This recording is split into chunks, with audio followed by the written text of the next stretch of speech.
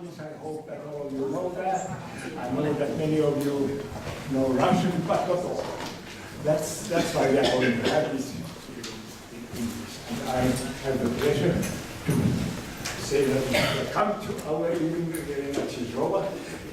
It's our pleasure to have her tonight, that she is going to tell you about his works and everything that is connected with it. And she's interviewed by Kristina Rotkirch, who is, I think that most of you know, a very famous critic, essayist, translator, and who has published several books on Russian literature and culture, and knows works of Jelena Tšižovaa. I think that many of you have met with her before, and it's very nice to have you here. Thank you very much. And after the discussion, you have possibility to ask questions or tell something what you want. But first, so floor is yours. Thank you. Thank you. Thank you, Pekka. Tervetuloa viimeisit housulaskeet, but I stand for a little while. Добро пожаловать, välkomna, and a very warm welcome to you, Jelena Tšižovaa. Thank you very much. You have been in Finland many times before. Yes, I have. But this time is special because finally there is a translation. You will have the possibility to look at it closer and perhaps buy it after our talk. Jelena Tšižovaa has been called the Mnemosyne of St. Petersburg. Mnemosyne, the Greek goddess of memory. And this is because in your work you have brought forward so many aspects of the modern post-war history of St. Petersburg. But you did not start as a historian or a writer. You started in a quite different way. How come? Certainly I will answer your question, but first, before that, I would like to thank you for coming, and I would like to say that it is really a great pleasure for me, and it is honor for me that my novel, The Time of Women, has been, was at last translated in Finland, because before that it has been translated into some 15 or 16 languages. So, you know, being your neighbor, I always thought that it is not fair that some Chinese people are reading my novel and you are not.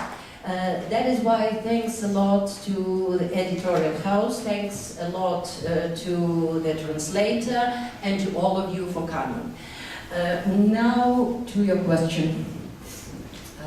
Yes, I started, I was dreaming to become a writer, I think from my 20 or 21, and for some next 20 years I was writing poetry, but I never published it. First of all, because it is very difficult in St. Petersburg, living in St. Petersburg, to call oneself a poet or a writer. Because you're brought up among the shadows of great poets and writers, and that is why, and you always, I was clever enough to compare my poetry with the works of the great poets, and I always felt that something is wrong with me. But the second reason why I never published my poetry was that I was absolutely not that sort of official Soviet writer, and I understood that I have two possibilities: either to write to start writing what the authorities are waiting from me, or to join the underground culture. And sorry to say, I'm not that person to feel myself well somewhere underground. It is not good, not bad, it is just a specific feature of my character. And that is why I was suffering, but writing, as we used to say in Russian, into my board, into the table. But after perestroika, I felt that it is really my chance. And it was also, you know, I could take it. But it was very difficult to take it. Because Jelena, yeah. there was a very special event which made you take it. Would you mind sharing that story with us? Okay, I will. You know, in early 90s, when perestroika started, I became sort of a businesswoman, and I was working hard, and I was earning. At that time, I managed to earn lots of money, and certainly, you know, my tragedy was that my husband was a historian. And you know, I don't know how historians feel themselves in Finland, but in Russia at that moment, they were really absolutely poor. When I one day said that I want to finish with all my business and start writing, and I want to become a writer, my family was greatly surprised. And certainly they didn't have even an idea to support me, because they wanted to go on living more or less well, you know, and not supporting some crazy ideas, because nobody could be sure that I will be, okay, some more or less good writer. And that is why I hesitated. Because I really, to speak seriously, I understood that if I take this decision, it would be many years of poverty. But once I was in Istanbul. At that time we went to Crimea with my husband, because he is a historian, and he wrote a very large 3 volumes of the history of Crimean Tatars, and he was working in archives at that time. In Crimean archives, it was the middle of 90s, so nothing, it has nothing. At that time, Crimea belonged to the Ukraine, and we were there, and I decided to go to Istanbul. And when I was going back, it was a great fire, and that small ship where I was started burning. And it went on burning about 6 hours, and nobody could help us because, for many reasons, nobody could help, nobody could come to our rescue. And people were crying, shouting, I don't know, lots of people were hysterically praying and doing lots of very hard things. But I was sitting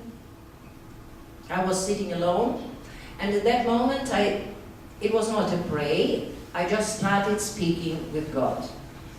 And I said that there is no reason to kill me right now, because I'm completely ready to become a writer. And my parents and my grandparents and my teachers, they did a lot to give me that possibility. And now when I'm ready, it is something really it would be unfair, not even for me, but for those people too. And I said that I want 10 years, only 10 years. And I will go on working days and nights, and I will forget about all business and everything, and I will only sit and write. And it went on many years, and after that, fire stopped. And when I came back on shore or in Simferopol, my husband met me and one of his friends, Crimean Tatar. They met me and they said, hello, that's all with my business, I'm becoming a writer. But they thought that I got crazy after that fire. But beginning from the day I really started writing, and after 10 years I got that Russian Booker Prize. And so I think that our contract with God is fulfilled. Jelena, It is a joke about, it's a joke about God. I fulfilled what I promised. well, it's not only a joke, it's a great joy for us to have the result of your decision. You had a lot of books already coming in you when you made that decision. And here you can see them. The latest one is not here. I don't even know if it's published. It is not yet published. It will be published in 2 or 3 months. It is a novel about 4 generations of my family living in St. Petersburg, Leningrad, St. Petersburg, and it is called The Town Written from the Memory. Jelena, would you mind just shortly to say something about each book so we get an idea? Because you have moved between such different themes. You know, it will take us Too long. I think Okay. it will take us too long because they are dedicated to completely different. They are dedicated to completely different topics. For example, Lavra, which I wrote in 2002. It is a story about the relations of Russian intelligentsia with Russian Orthodox Church. Because my first husband, he was a priest, and he was a personal translator of the present Patriarch Kirill. And I was involved into all that around the church affairs when I was quite a young girl. I carried out, I think I carried out a lot from that time, but the novel was published long before the contemporary Russian intelligentsia started understanding what, in fact, the present Russian Orthodox Church is. And that is why it was a great scandal when I published this book. Lots of articles in some central and local newspapers scolding me, and I don't know what at that time there was. In Известия or in Pravda, one of the main newspapers, Russian newspapers, where the article was entitled "The Orthodox Lolita." So they wanted to do, I don't know what were they doing, but now I'm not happy that people understand what is going on with our church. But now the book is popular, and I know a lot of people who came up to me and thanked me because many people told me that my book saved them from some mental disease, because a Russian Orthodox Church is a great manipulator. And that is why I'm really very happy. Jelena, I think you were right that we cannot go through every book here. Unfortunately, they are all worth it. I can tell. I have read them all, and they are deeply interesting. And I do hope that we will get more translations. But Jelena, Me too. now we should speak, I think, about a very central book, and that is Venja Zhenzhin, Naisten aika, which we have there now. And when you read that book, it's like going into a warm kitchen where there is cabbage soup brewing, where there's 3 women who sit and speak and speak and speak, and there's a very special atmosphere in that book, then, which is kind of a basis for the whole story. This book seems to me to be quite special in your work. Would you agree? I really do not know. Probably if you mean the language. The language already. Yeah, if you mean the language, it is really very special because it is not that language which Russian people are now speaking. It is the language which I learned from my great-grandmother, who was born in 1895, and she died when I was 15, and that is why it was a sort of a combination of that traditional Russian language, of some Russian proverbs, of some Soviet expressions also, because certainly living through the whole life, the whole Soviet life, certainly she got some Soviet language too. And the intonation of the language was quite different. And I never visited kindergarten. All the time I was speaking with my great-grandmother. And when I went to school, I very quickly understood that I'm speaking a bit differently, not like my classmates. And it took me, I think, some 2 or 3 months to relearn the language, because we never had TV at home. My parents didn't allow me to watch TV.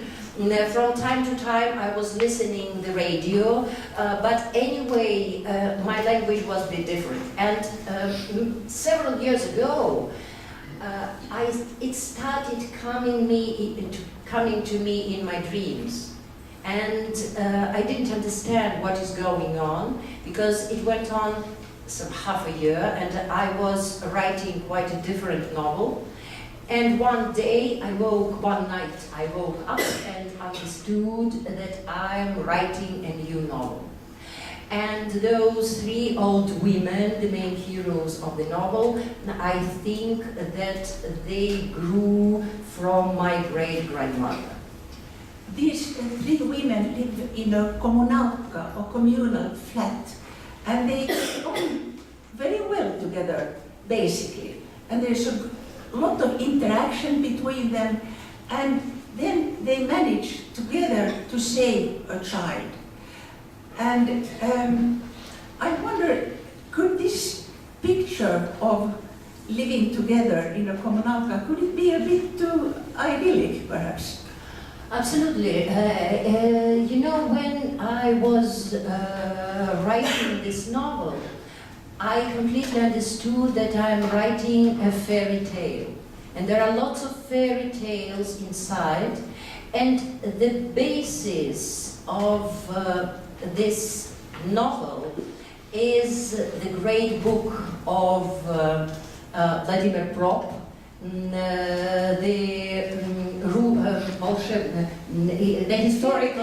historical roots of волшебный сказки, fairy tale, yeah. It is a great book which was on my table because lots of topics, lots of ideas, feelings, and everything are in my book are based on this book. And for me, it was not just. I was not just depicting the life in that communal flat. I wanted to investigate how the Soviet ideological background was using the Russian traditional fairy tales. It was what I was keeping inside me. Certainly, nothing of that kind is on the surface. When and if you will start reading the book, you will understand. You will see that it is just a story of people. But for me, it is certainly a fairy tale. But also, I think you get very deep into ordinary Soviet life when you hear these women speaking. When they discuss how to make money, how to get sufficient money for everyday needs, where to get a cheap piece of cloth, how to wash when you don't have a bathroom, how to find cheap nails out of thrown away building material. I felt that there was this fairy tale level, but there is also, to my mind, a lot of ordinary Soviet life.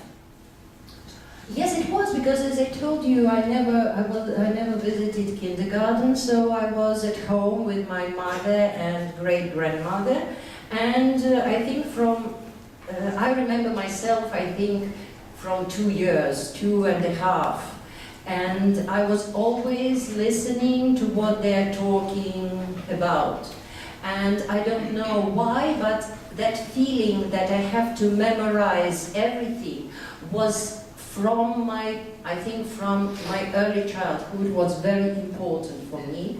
And now I am happy that I remember lots of practical things, because the life is growing from all that practical things. And when I was writing this,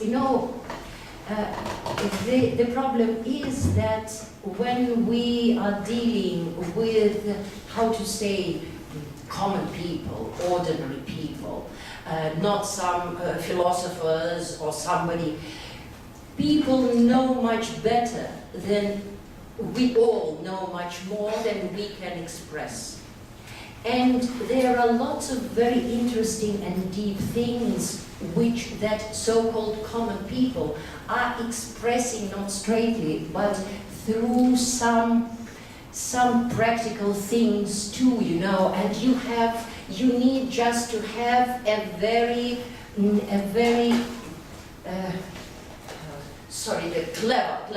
clever ear to catch all that, to find the roots of all their life. That's what I try to do. So when you read this book and you listen to the women who sit in the kitchen and talk about everyday things, and suddenly there is an association, and out comes a memory of the siege of Leningrad, or about Stalin times, or about some personal misfortune. And this hits you as a reader, because it just pops up from that ordinary stream of talk between them. And it's heartbreaking. It's very efficient, Jelena, that way of bringing out the difficulties these women have lived through. But it's my personal experience, because I was brought in a family who passed through the blockade, the siege of Leningrad, and 3 of my mother's uncles were killed at that time near Leningrad, and mother's brother, a small child, he died of hunger, and mother's nephew also died of hunger. And this is something which always exists in our Leningrad, Petersburg memory. It's impossible, you know, the families, I would put it like that, the families who passed through the blockade, they never just start telling their child, you know, like it can be, for example, like I'm speaking here. Look, I will tell you this or that, and it was this. No, they were keeping silence. But from time to time, when I was listening to my mother and great-grandmother, they just mentioned some things, you know, just mentioned. And I felt it's very important because their voices changed at that moment. It was just the moments of truth. And I was listening, and at the very beginning I was just remembering. I didn't understand what are they speaking about, why they're speaking, why did they mention this or that, what is it? And once when I was about 6, I asked a question. I was sitting in a corner and they were speaking, and I said, do you mean that this and that and that? And I remember how they got frightened. They understood that I understood, they caught that I understood something, what they're talking about. And they started speaking about, they started speaking about some ordinary things. And from that moment, they never mentioned, never, till I became, I think, 14.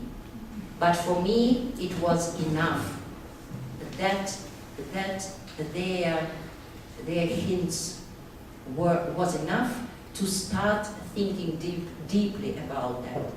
And I think it's a mechanism how the people of my generation learned some very important things about Soviet life, about the war, about the blockade, about what had happened before the revolution and this or that. We always had to guess something, you know. We didn't know for sure. In this book, Naisten aika, premiership, there are also some men. One is Nikolai. He's a kind of decent, very ordinary, more or less decent, very ordinary fellow. He's a factory worker, and he gets involved with these women. And the other man who is important in the book is a Jewish doctor, Solomon. He comes in almost as a savior, and he helps the women to save that child. When these two men meet, Nikolai shows a very unpleasant anti-Semitism, kind of like the anti-Semitism of the streets. And it's in a way ridiculous, because this Solomon is such a nice person, but it's also a bit frightening. Certainly anti-Semitism is frightening, but you know, if to speak about this novel, if you will read it, you will understand that Nikolai, that young man, is absolutely lost, he's frustrated. And it is quite an ordinary mechanism for such kind of people to start looking around and trying to find enemies. This is something which we see now in Russia. It is not the most dangerous thing is when the state starts playing on these feelings.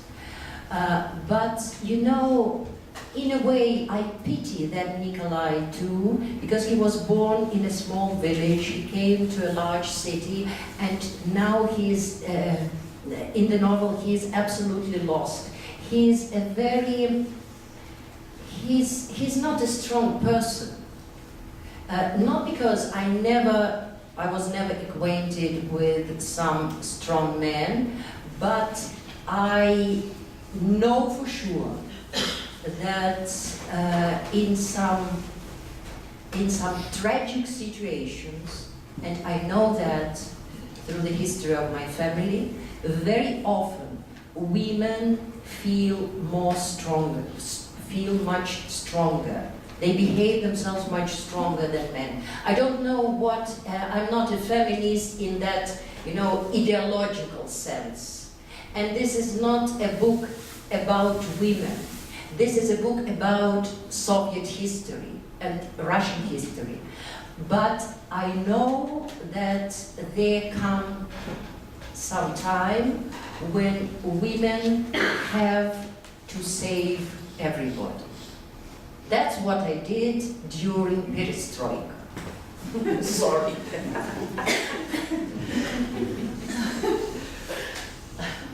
In one of your earlier novels called Palukrovka, The Half-Blood, there is also a scene where one woman saves another. It's a sister who saves another sister. And that book deals with anti-Semitism in a bit different way, because in that novel you have both the anti-Semitism of the streets and you have the state-governed anti-Semitism. And you know what scene I'm thinking about? No, when I'm sorry, I did not. Maria, who is the heroine of that book, I must say, in this book, as in all your books, novels, there are many themes, but perhaps the main theme in Palukrovka is anti-Semitism. And, sure, absolutely. And this Maria, you remember? Yeah. Yes, I do. Main person. She wants desperately to study history. She's been interested in history all of her life. And when she applies to the university to study, and the persons there, the authorities, sees on some paper her background, and they realize that her father is Jewish, then she is not accepted. Yes, it's my own story, because my mother is Russian in many generations, and my father is Jewish man in many generations, and in 70s when we in Russia we had that state anti-Semitism, I was not accepted to the state university. I wanted to be a philologist, and they, during the exams, they just asked me questions which, as I learned afterwards, was from the program of the fifth year of university, the program of the 5th year of level, yeah. And because I wanted to study, because I wanted to get education, I decided to go to be economist. So I managed to pass the exams to the economical university, but it was a great wound, all the time. At that time when, I felt it as a shame. It was something I don't know how to explain, because, it is really crazy to explain such things. But when somebody, when you are persecuted because of your nationality, it is something which you can't change, It is, you can be much clever, you can be much more educated, you can be, I don't know, you can become whatever you can, but this is the thing you can't change. And,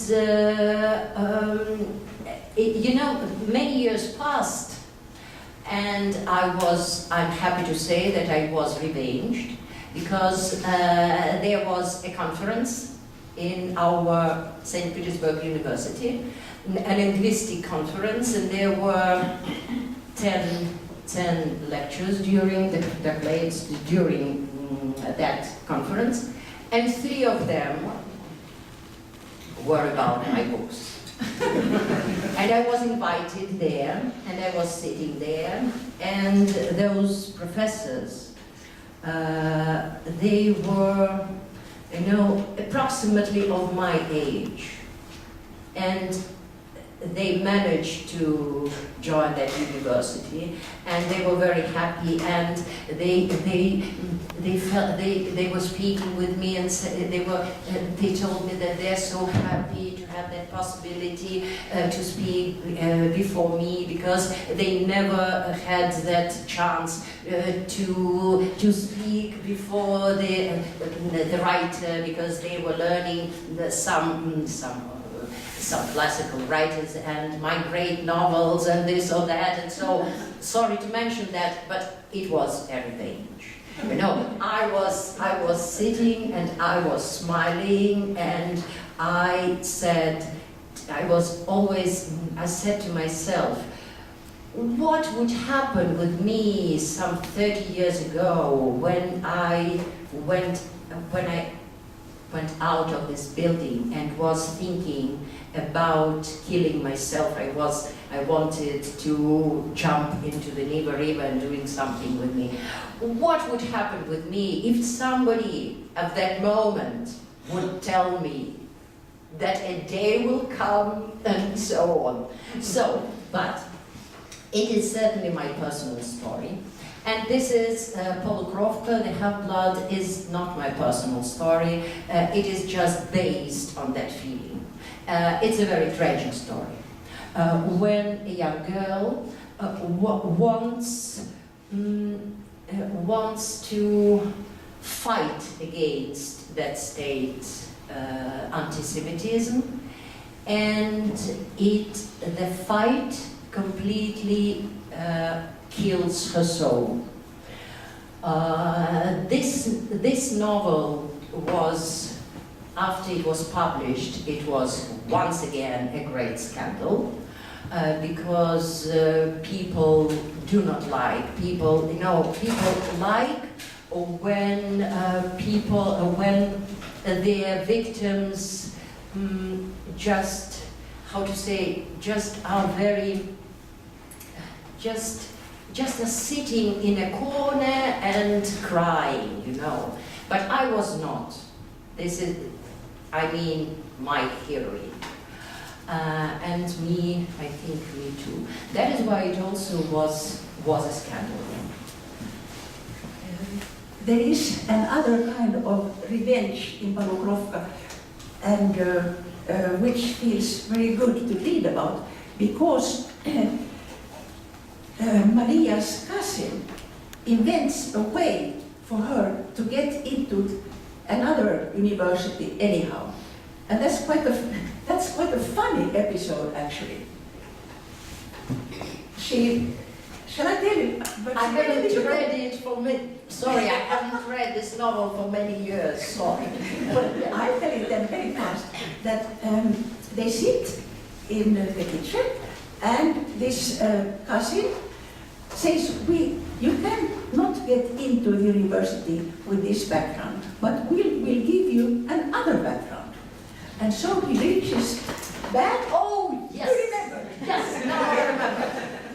Yes, because it was, sorry, I didn't mention it.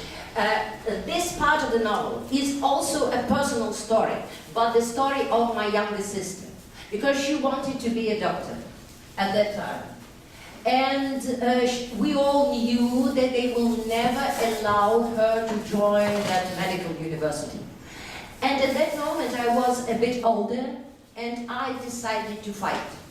And I said that we will change all your personality.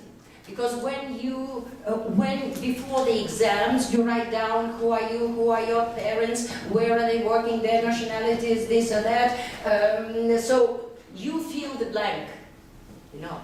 And before you start passing the exams, the special people, as it is called in Russia, from the first department, so some KGB people at that time, they're checking up all those blanks. And they're choosing people who are not allowed to the university. And you know, certainly nowadays, I'm not sure whether I would take such a risk, because our father was an engineer-in-chief of a large institute, and it really was dangerous. But at that time, I was so outraged that we wrote quite a crazy biography for my sister. That my father was a worker, Estonian, because he had a Jewish family last name, and that is why we changed his patronymic. You know, like it is in Russia, we have 3 names. The first name, patronymic, this is after your father, and the last name. So it was impossible to change the surname, the last name. We didn't need to change a name, but we had to prove that he is Estonian. So that is why I just took one book from the shelf of Estonian, a collection of Estonian stories, you know. And I just found one very Estonian name, Toomas. And I wrote that his patronymic was Toomasevich. And even that idiot from the first department, he immediately understood that certainly it is an Estonian name. And nobody, you know, the thing is that nobody of them, of those very serious people, they even didn't have an idea that somebody can play such jokes with them. Because they thought that they are, I don't know, they are something incredible. And everyone is just looking at them like... So we changed his patronymic, and we changed my mother's biography, because certainly she's Russian and we didn't need to change her names, but I wrote that she is a worker and she's working at, in a factory. And when my sister wrote all that idiot from the first department, as she told me later, she took it and said, "Oh, Toomasevich, Estonian. Yes, I understand. Ah, a worker. So, your parents are workers?" And she said, "Yes." I said, "That's very good," he said, "put it." And she managed to pass. So, now she is a doctor, and now she is she's healing small children, and she managed to save lots of very small children and babies. So I am really proud that some 30 years ago I managed to fulfill such a special operation. So now we move on, Jelena, to something totally different. It's a book, a little bit later, novel, Terracotta Staruha, the terracotta-colored woman, and it's mainly about the 90s, the wild 90s. And it's a deeply interesting book. I do hope that we will get a translation someday, although it will be difficult. During those days, you already said that your husband was a historian and he did not earn much money, and you got into business and you saw what happened in your country, in Petersburg, quite closely. Could you tell us something about your own impressions from that time? You know, it is very difficult to understand the present Russian life and to understand Russian people, if not to understand that revolutionary days of early 90s. Because for the majority of people, for me, it was, and for many representatives of, let's say, intelligentsia, it was the beginning of freedom. It was a chance to start their own life. It was a chance to become a person which was, it was a chance to catch the reality, not just to spend your life day by day. But for the majority of people, it was really a catastrophe.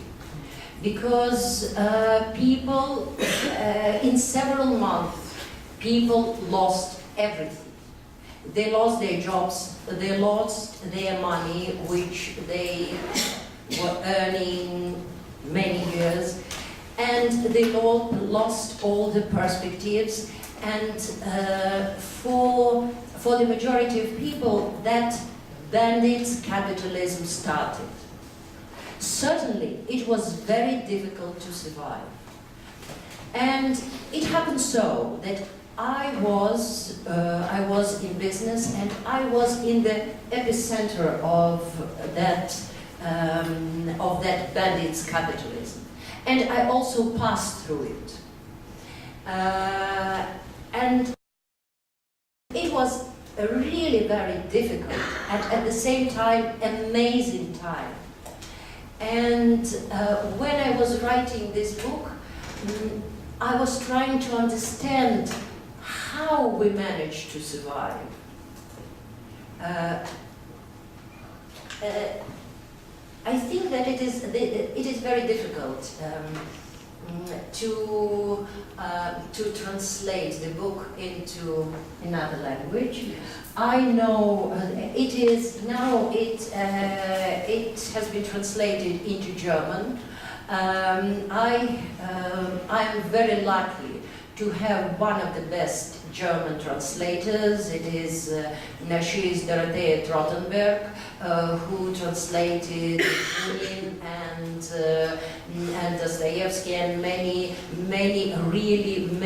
great writers. So she knows how to deal with different levels of Russian language. And I'm happy that the book was translated by her. But Kristina, I think that it is really difficult to try to explain what is going inside the book. Again, you have written a novel where so much is happening. But let's say some few words about the heroine. Tatiana Andreevna is the main person, and she has been working at the university and is now forced to go into business. And much to her own surprise, she does very well. And she gets into the epicenter of things which happen. She also learns, and she deals actually with Finnish businessmen. And she learns how to fool them, how to give bribes, how to fool the customs. And actually, I suppose your book could read as some kind of education. As an instruction. Because, you know, it was also my own experience, because our company was dealing with one Finnish businessman. and he wanted to earn lots of money immediately, and he started some bad jokes with us. And we at that time, you know, it was, we all had a feeling that all the people who are not living in the Soviet Union, they are absolutely honest. You know, it was something, it was, I don't know, it's really very difficult to understand, because we were living behind that iron curtain, and we were thinking about the people living abroad like about some ideal creatures. Certainly, in a way, we understood that people are different, but especially especially we had lots of ideal attitudes when we were thinking about Finnish people. I don't know why. I really do not know why, because it was something that we knew for sure. And when that man started all that bad jokes, it was a shock for me. Because it was not only, okay, I was dealing with bandits, and I knew how to deal with them. I mean, in my own life. But when it was from his side, I really couldn't believe. And after I believed in that, certainly I told myself that, okay, if you do that, I will crush you. And I did it, and I started dealing with him like with a bandit. And certainly we did our best, because we could at that time. It was our time. You know, it was Russian time at that moment. I don't know how to explain it. Nowadays it is not Russian time, but at that moment it was. And we all were inspired with our new life, with our new history. And we were full of that power to build a new, fair life. And certainly we managed to win. I mean, in the story. But I think this book has an almost tragic dimension, because there is the joy of the freedom, of the possibilities, and then there is the impossibility of to use this freedom, because everything is tied into money. Yes, I know that the complete freedom in Russia, the freedom as it is, it started in the early 80s, and it finished approximately in the middle of 90s.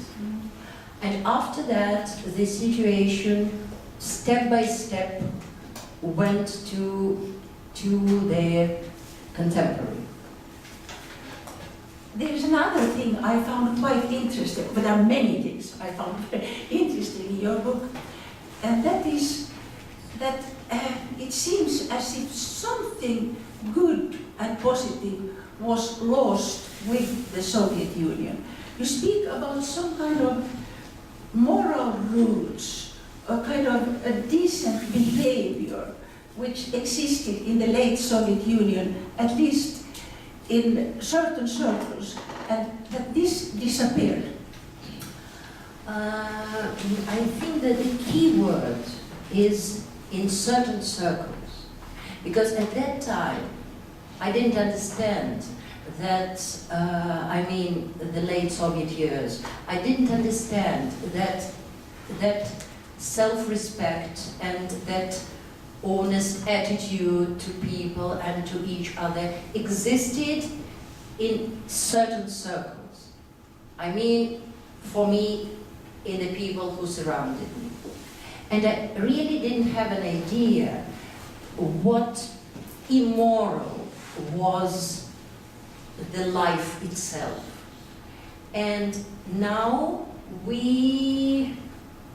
I see, after, during the Putin age, I started understanding the reality. You know, how in fact immoral the life was. And it is also one of my personal griefs, and I think that it is also a Russian tragedy. Another tragedy, it seems, which happened during those years, was that so many personal relations were affected and destroyed by the economic changes. Yes, certainly lots of people just died because, lots of people died during. Are you serious? I mean, Absolutely. Because sociologists now say that it was, if to analyze that line of births and death, during perestroika, lots of people, especially men, died. They couldn't survive in that new reality. And if you go to a Russian, you can choose any Russian cemetery, and you can just walk among the graves, and you see how many people died in the beginning, how many young men died in the beginning of 90s. Because it was, for many people, the situation was really unbearable. Yeah. some of these young men were tortured. Yes. Yes. Yeah. There are parts in Petersburg and in Moscow in churchyards where you see fantastic monuments to bandits who have been killed. But those are not the ones you are speaking about. No, absolutely. No, I'm speaking about quite modest monuments without any black figures or angels or something, nothing of that kind. I'm speaking about just ordinary. Then there seems to be very big differences between the generations due to this change. That the ones who experienced Soviet times and the other ones, the younger generations, don't really find a common language always. Yes, certainly. There is that deep lag between the generations who passed through the Soviet experience, and for the young people, especially who were born in the early 80s. So when perestroika started, they were something about 10. And now those people, and this generation could be called the lost generation, because now they are dreaming about the ideal Soviet Union.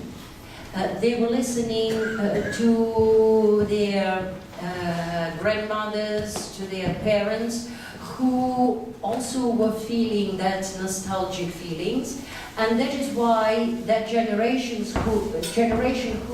who now are about 14, they are really dreaming about the country which never existed. But it is impossible to prove them anything, because when you start telling them something, they say, no, at that time the Soviet Union was a great country. That's what they are suffering of. And I do not have, when I speak with such men and women, I can't find a proper language, because they do not understand what price all of us paid for that great country. Very often I meet my readers in Russia, in different cities and small towns, in Moscow, in Petersburg, and I know that very often people before the Crimea that events in the Crimea, people asked me, as a rule, one or two people from the audience asked me, what do you think? What can we now be proud of?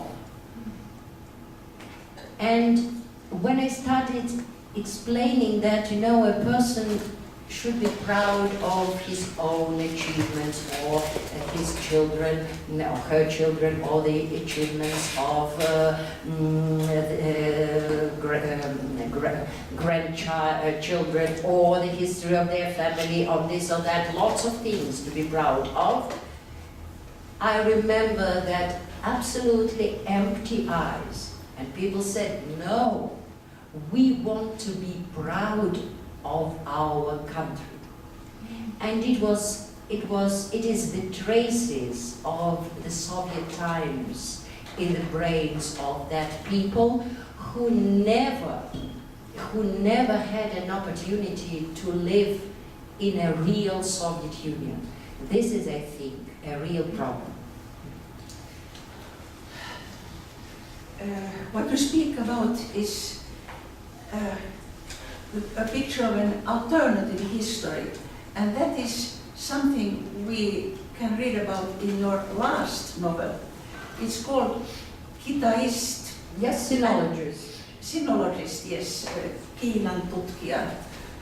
It's a very special title because we are taking into a world which is quite different. The year is 1984, I think you bow to Orwell here, but it's not really a typical dystopia. It is really an alternative history of Soviet Union Russia.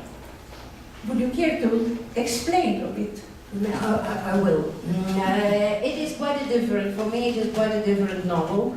I started writing it immediately after the Crimean events, because I was absolutely outraged with what is going on, and at the same time I was deeply frightened, because you know, I had that feeling of a deep depression, because I understood that the time now starts moving backwards. And in that time, and I was always thinking, and I was, day by day, I was thinking that if I don't do something very decisive, you know, like I did with my sister and the first department of the institute, I will just die. And I decided to do such a crazy thing. I decided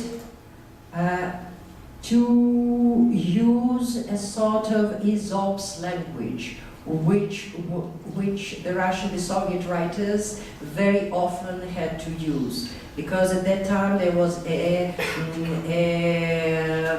was censorship, and that is why they couldn't express everything straightly. And I decided to use my experience, because half of my life I was living under the censorship.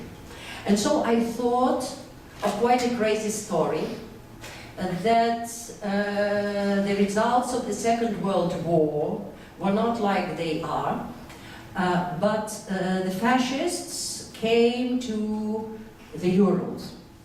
And so the former Soviet Union is divided into two parts. The European part is the fascist area, which they conquered, and the western part is the Soviet area, which the Soviet Union still exists. And there are two capitals, which are called quite similar, Moscow and Moscow. And there are two second-grade cities, which are called St. Petersburg and Leningrad. And when I started doing everything what I did in these decorations, my main hero is One is a young sinologist who was born in the Soviet Union, in the Soviet part of that great former empire. And he is going through the whole country, through the two countries, to St. Petersburg, to the European part. And he simultaneously is working for GRU. You know, now everybody knows what is it, GRU. And at that time, the funniest thing is, this is in the military investigation service of the Soviet Union.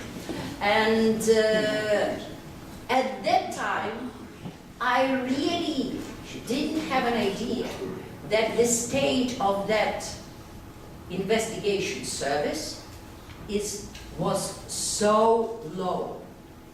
Now we got some proofs of that. But at that time, I thought that it was not like that. Though I had some suspicions because I knew a man who was working for that service. And so my idea was to make a construction which our patriotic forces will immediately, they will start beating me because of that construction. Sorry. Sorry. Okay, go on. And because they are not so clever, they wouldn't understand the main idea of what I managed to hide inside. When I was speaking about that western part of the former Soviet Union, that fascist Soviet Union, former Soviet Union, that occupied Soviet Union, occupied. I was describing step by step the present right. And my idea was that the tragedy of my country is that it has been living under occupation, beginning from the revolution of 1917, and goes on living under occupation. Certainly, a scandal started. But I'm really very happy that all of them, all that patriotic, and one more, the main hero, when I was writing a main hero, certainly it is not a portrait, absolutely. It is not a portrait of our president, but I was deeply inspired with personality when I was writing it. And a scandal started, but I'm really very happy that they were discussing only one thing. How I dare to imagine that the Soviet Union didn't win the Second World War. So I think that for me it was, I was really very happy. But after that, I started. As I told you,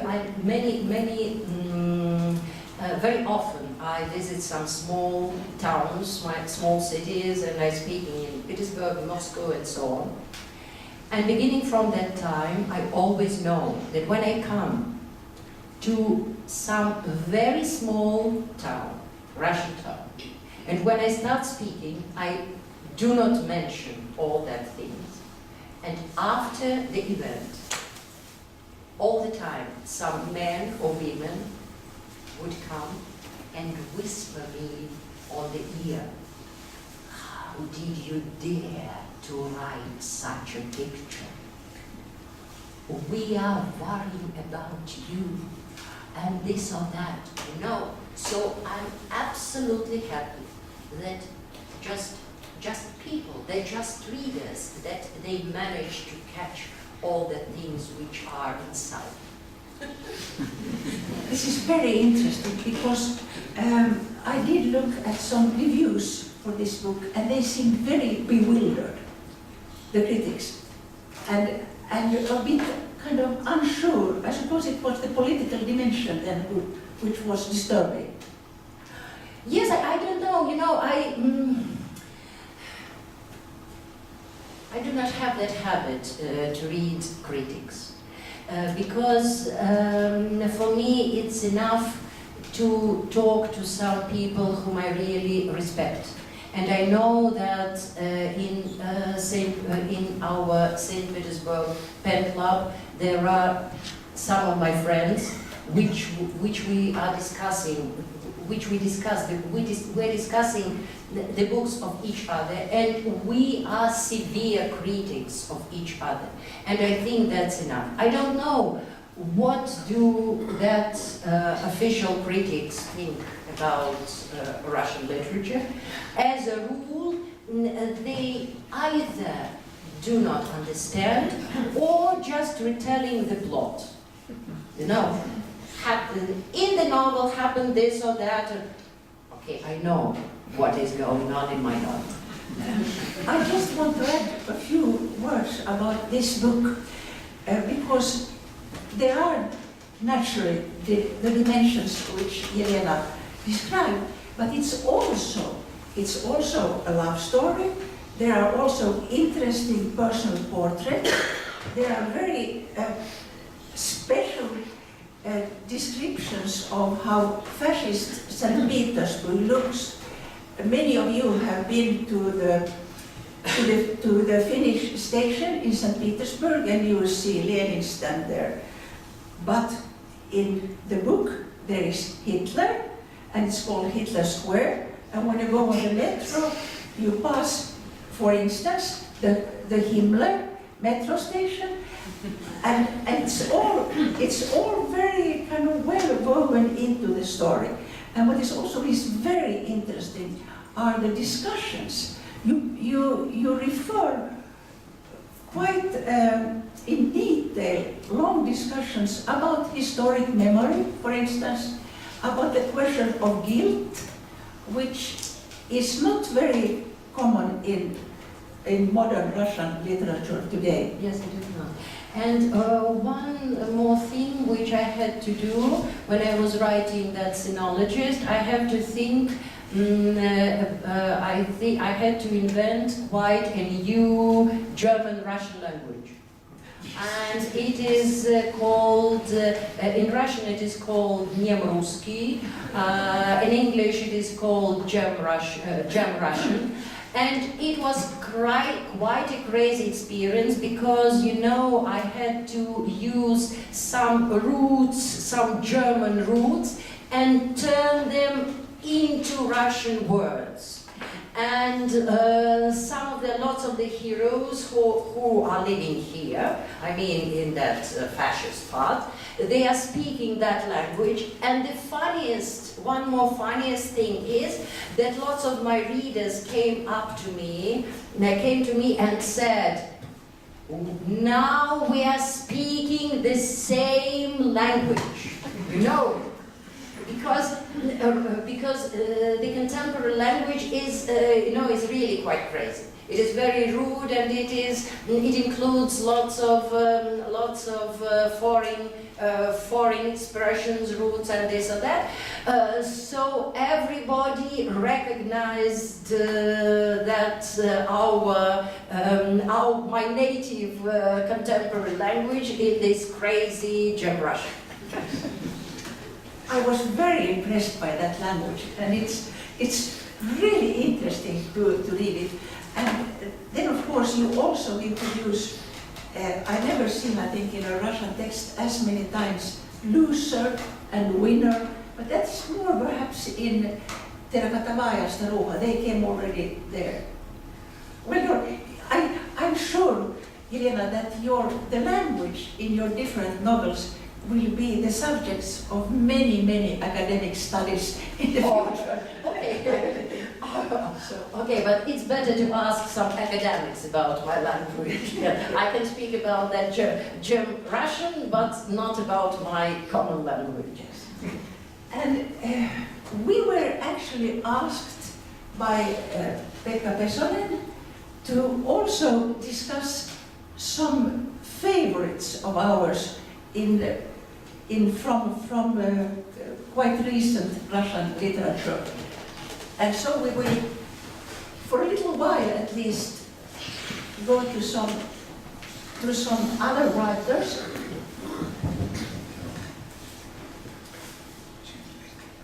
Here they are. Those were the ones we decided upon. Please, I just want to look at them. We have chosen, I just want to mention that in Russia, not like in... So let's move on to Ksenia our Buksha. third. Yeah, Ksenia Buksha. It is a young Petersburg writer. I think she is 33 or 35. I love that novel. I would be happy if it is a small novel. And I would be happy if it would be translated into some foreign languages. This is a sort of a documentary. During 1 year, the author was working at the factory, Zavod, plant freedom, Zavod Svoboda. It exists in reality. It is not, something which this is not just a title. And she spoke. It is something like Svetlana Alexievich method. She spoke with the people who were working at that factory generation by generation, beginning from early 40s, for example. And when you are reading it, and people are just explaining what happened in their own ordinary lives, nothing special. But when you are reading, you feel inside quite a,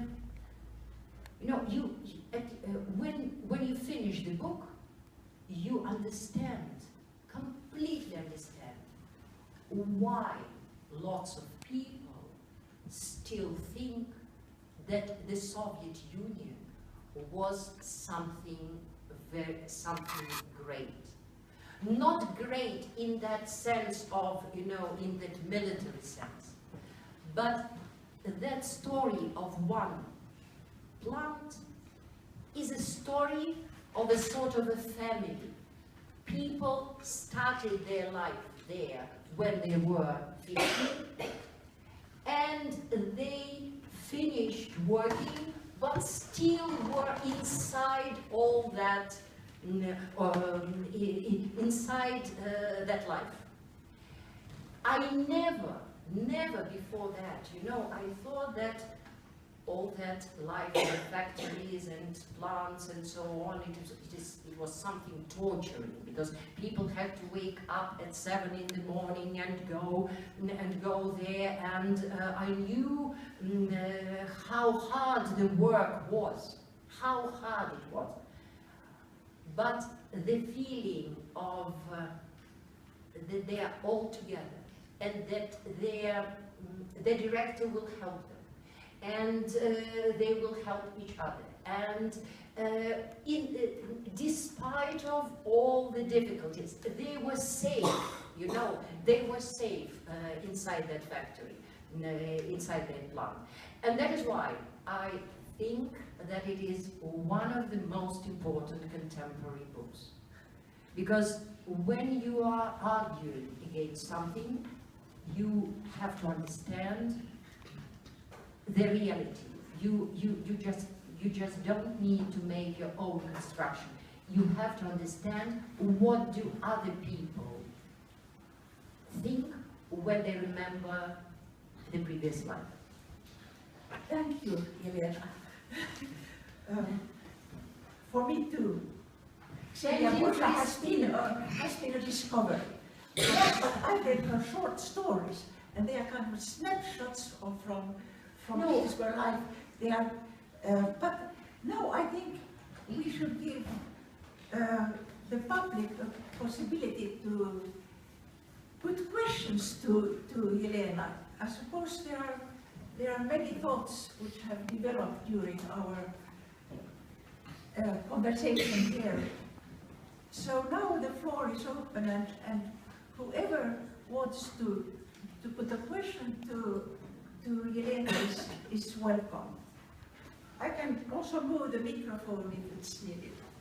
If somebody wants to speak Russian, you are welcome, I think. Can you translate if...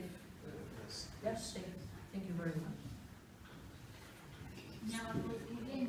Как вы относитесь к религии? Что для вас религия, православная религия? Можно еще раз? Религия в России, что для вас значит? What does the religion mean to you in Russia? Shall I speak? Еще вопрос по микрофону, чтобы все было слышно. Да, у вас нет микрофона. Как вы думаете, значит ли что-нибудь религия в России? Сейчас или нет? Религия значит две вещи. Для начальства это новая идеология, которая заменила советскую идеологию. Religion means two things. For the authorities, it means something to refer to when they trying to cement their own power. Voisitko kääntää kuitenkin suomeksi?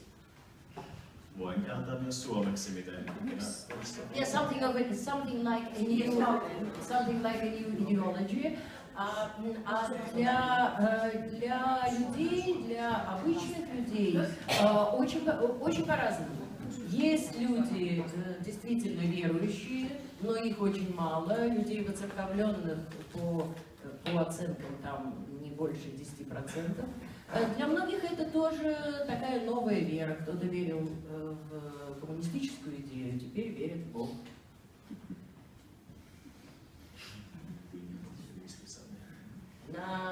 Я могу перевести на английский, да. Хорошо. For the majority of, when something becomes a new ideology and Russian Orthodox religion has become a new ideology, so lots of people start believing in God the same as they used to believe in communism. Certainly there are some people who really trust in God and who are deeply involved into that serious religion problematic, but not the majority. As statistics says, it is from 3 to 10% of the population. Ну, а что для вас? Что для вас является?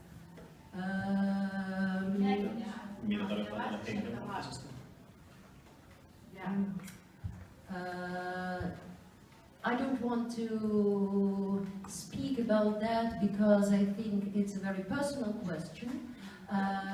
Everything I want, I could. The only thing which I can say is that I completely divide religion and the church itself. The church as the institute. That is why I have some deep religious feelings. 2 times in my life I even had that idea, that the experience that I was speaking with God. One of them about one I told you. But as to the church as an institute, I think now it's quite a Soviet state institute, and that's all. Lisäkysymyksiä? More questions?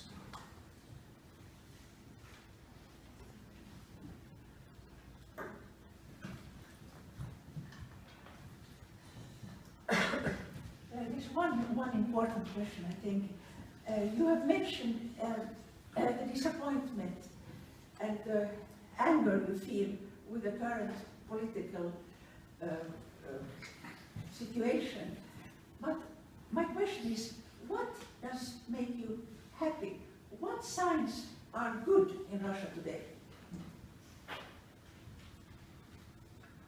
I think that it is one more wave of the time of repressions, though certainly it can't be compared with the Soviet situation.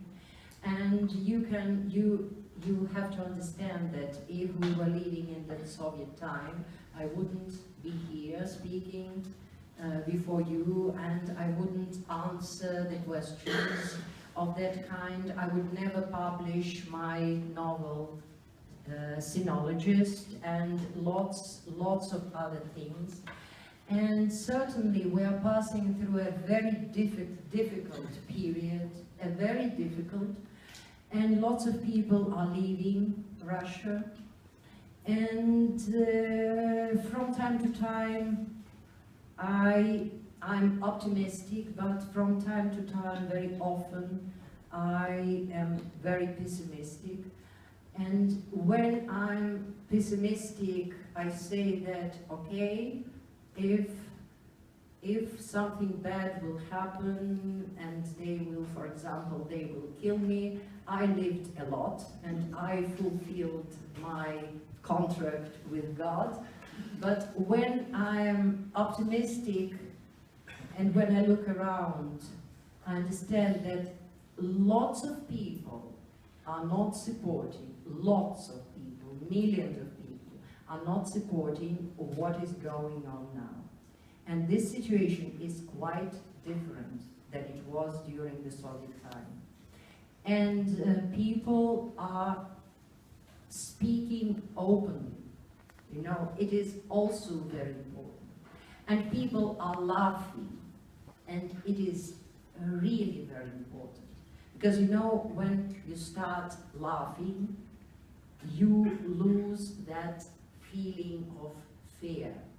And I became optimistic after I finished the novel Sinologist, because while writing it, I was laughing a lot, and a lot of my readers were also laughing a lot.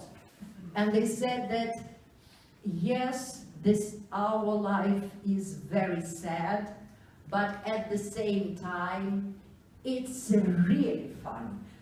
So that's what I can say about the present and the future.